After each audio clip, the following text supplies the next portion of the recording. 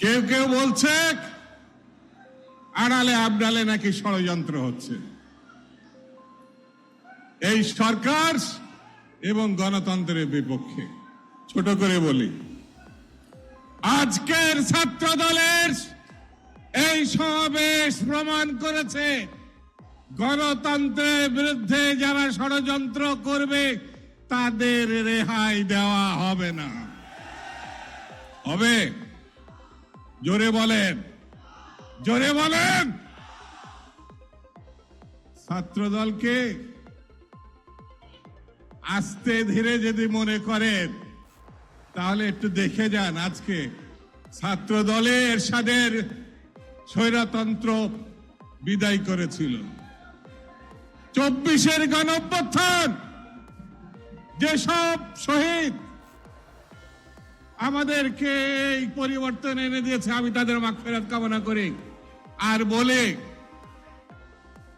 প্রায় 5,500 16 বছরের ছাত্রদল, যুবদল, বিএনপির নেতাকর্মী, সাধারণ মানুষ রক্ত দিয়েছিল।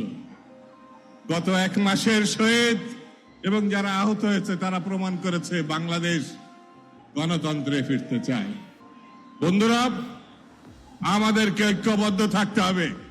আমি দৃঢ়ভাবে বিশ্বাস করি আমার নেতা তারেক রহমানের সঙ্গে লন্ডনে ডক্টর ইউনূসের সাহেবের যে বৈঠক হয়েছে সেই বৈঠক অনুযায়ী ফেব্রুয়ারি মাসের মধ্যে নির্বাচন হবে আমি বিশ্বাস করি। এবং ফেব্রুয়ারি মাসের নির্বাচনে বাংলাদেশে গণতান্ত্রিক সরকার প্রতিষ্ঠিত হবে, যে সরকার বাংলাদেশি জাতীয়তাবাদের উপরে ভিত্তি করে সামনে এগিয়ে যাবে, এটাই আমি বিশ্বাস করি। সংগঠিত থাকতে হবে। আজকে যেটা প্রমাণ করেছেন, তারুণ্যের যে সমাবেশ, ছাত্রদের সমাবেশ, বাংলাদেশের ভবিষ্যৎ এই তরুণদের উপরে, ছাত্রদের উপরে নির্ভর করছে।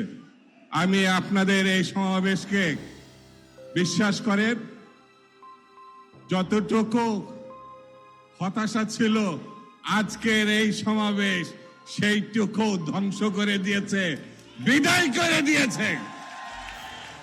সত্যি আজকে আমার খুশির দিন, আনন্দের দিন। যে ছাত্র দলে আমরা একসময় করেছি, এখানে যারা বসে আছে, সেই ছাত্র দল কতটা ঐক্যবদ্ধ আজকে এই সমাবেশের মধ্যে দিয়ে তারা প্রমাণ করেছে। করেছে না? করেছে। ধন্যবাদ। খুদা হাফেজ। বাংলাদেশ।